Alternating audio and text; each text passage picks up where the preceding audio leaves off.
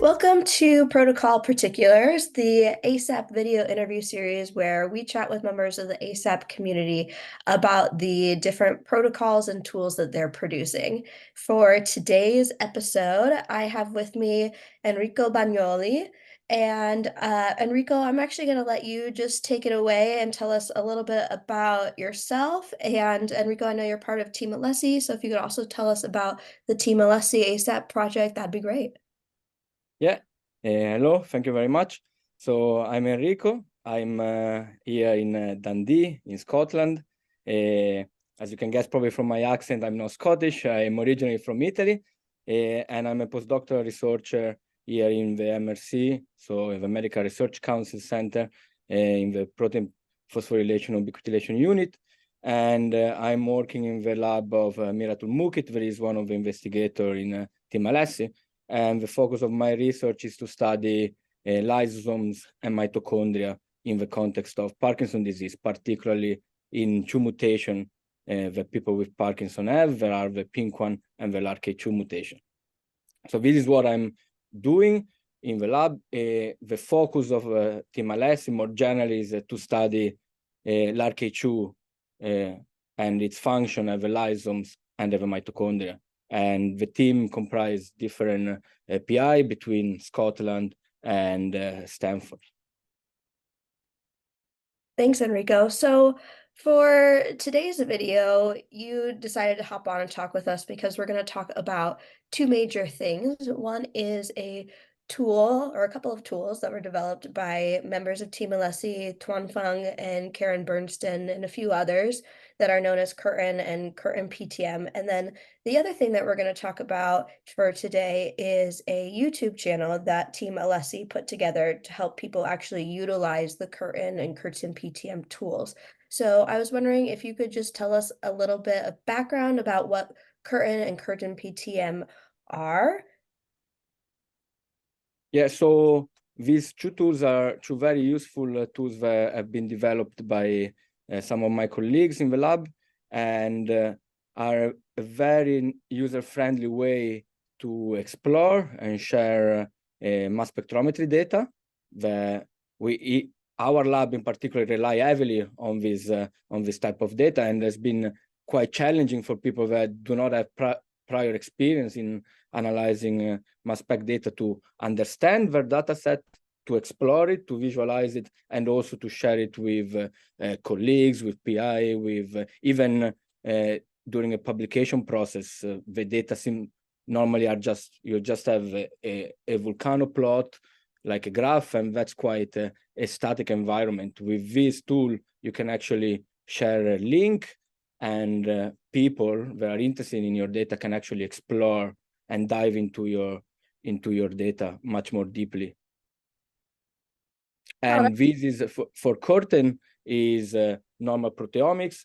CURTAIN-PTM just take the same thing of CURTAIN, but for post-translational modification, for example, phosphorylation or ubiquitination. Gotcha. That's amazing. I didn't realize that people could actually share a link with others so that they can explore the data as well. So thinking about exploring the data, I know that the system will tell people about different like protein hits. Are there other things that people can learn through the platform? Yeah, so the platform is connected with, I don't know exactly the informatics behind it, but it's connected with other database. And for example, if you're interested in one of the protein because it's a hit or just because of your personal interest, you can get information about the structure through AlphaFold, but also information about what other proteins this protein interacts with, what is present in which tissue is more present, for example, the brain or the lungs. So you can get a lot of information in a quite user-friendly environment. That is the one of the main advantages of this platform. That sounds amazing. It does sound really user-friendly. So for someone who might be coming into CURTAIN or CURTAIN-PTM for the first time, is there any part of the platform that you think might be a little tricky for them to cause them to have questions? So I think for someone, for example, like me, that had no previous experience with mass spectrometry, what I found a little bit more challenging was how you upload the data. So from the data that you get from the instrument, from the mass spectrometry, and the analysis that has been performed, everything is normally a file Excel. So to upload the file Excel in order to then get your data, your volcano plot, and all the raw values that you can explore, that for me was a bit more challenging. Once you get the heck of it, it's quite fine, but for me it was a little bit probably the more difficult part, because all the rest is quite you just click on a protein, so it's quite it's like a web page. So you click on the dot where you're interested and you get all this information, so that's quite easy to understand. But like the back of it, like how to upload the data and how to actually start visualizing your experiment, is a bit more challenging. But I think in the video is quite well explained in this YouTube series that other colleagues made. It's very well explained how to do it. So that we didn't have the video when we started using this platform, so for sure the video really helps. Yeah, so speaking of the video, so is there an actual video on how to upload the data to CURTAIN-PTM as well? Yeah, one of the video shows how to upload from your Excel file, how to upload and to get your volcano plot. I think there are like 6 videos in total, and yeah, I think one of the first one is how to upload the video, and then all the other series are how to explore the data and to export the graph, and how to share, how to generate a link. But there is a video on how to upload. Yeah. Amazing. So, when people actually, if they utilize these videos to help them with using Curtain and CURTAIN-PTM, does the video actually show like a live demo, or is it just a high level overview? So it shows like is a live demo on like a sample data set that we generated. So yeah, it uses like real data from a real world experiment, and then it just show like there are a lot of things that you can do, because you can change from like the way you visualize the data to the way you explore, from changing the colors to changing from a graph, from a violin plot. So you can do a lot of things. You can do statistics. So there are a lot of little things that you can then explore and adjust according to your needs. Great, that's fantastic. So as you mentioned, there are 6 videos, and I'm assuming that you and Team Alessi would probably recommend that people who are beginners actually just watch them all. But is there a video that you would like really want to emphasize or encourage other people to maybe bookmark so they can go back and rewatch it? Well, I definitely like the first video how to upload the data, how to upload the data, because without the data you don't do is the first step.